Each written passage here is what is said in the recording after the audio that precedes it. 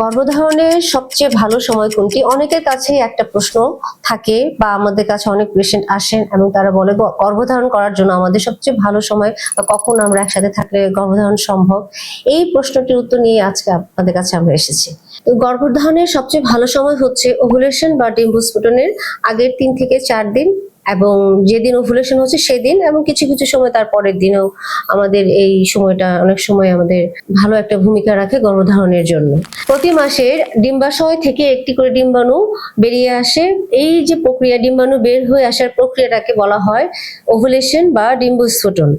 যখন একটি ডিম্বাণু আমাদের ওভারি বা ডিম্বাশয় থেকে বেরিয়ে আসে তখন এই ডিম্বাণুটার একটা আয়ুষ্কাল থাকে, সেই আয়ুষ্কাল হচ্ছে 12 থেকে 24 ঘন্টা। আর পুরুষের শুক্রাণু নারীর দেহে 3 থেকে 5 দিন বেঁচে থাকতে পারে। তাহলে ওভুলেশনের 3 থেকে 4 দিন আগে এবং ওভুলেশনের দিন, এই সময়টায় যদি শারীরিক মিলন বা গর্ভধারণের জন্য সবচেয়ে উপযুক্ত সময়। এখন আমরা আসি ওভুলেশন বুঝবো কিভাবে বা আপনি কিভাবে বুঝবেন যে আপনার ওভুলেশন হচ্ছে।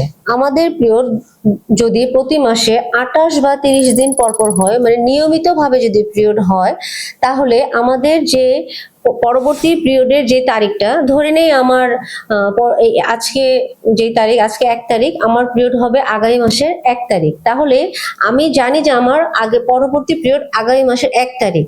তাহলে 1 তারিখকে আগে ঠিক 14 দিন আগে আমরা পিছিয়ে আসবো এবং পিছিয়ে আসার পরে সেই 14তম দিনটি হচ্ছে আমাদের ওভুলেশনের দিন।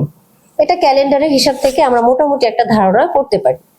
তারপর হচ্ছে আমাদের কিছু শারীরিক পরীক্ষার মাধ্যমে আমরা বুঝতে পারি যে ওভুলেশন হচ্ছে কিনা।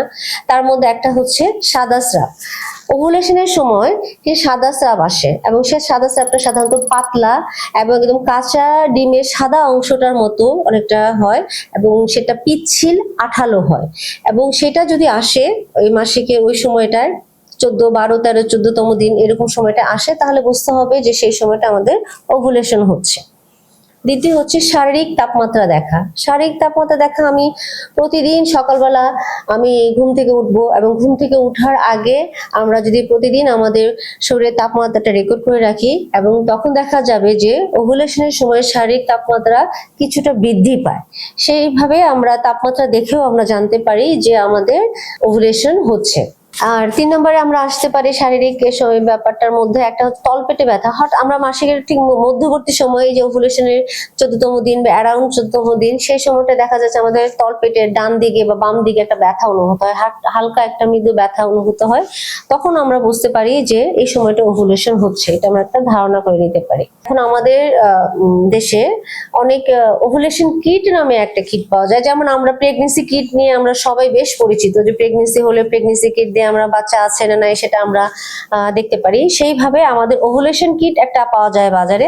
সেই কিটটা কিনে আমরা ওভুলেশনের যে সময়টা আমরা সম্ভাব্য 14তম দিনের যে আর অ্যারাউন্ড 14তম দিন, এই সময়টায় আমরা ওভুলেশন কিট দিয়ে পরীক্ষা করে আমরা দেখতে পারি যে আমাদের ওভুলেশন হচ্ছে না হচ্ছে না। তাহলে আমরা যদি এই ছোট ছোট জিনিসগুলো আমরা যদি একটু মেনে চলি, তাহলে কিন্তু আমাদের পক্ষে সহজেই গর্ভধারণ করা সম্ভব।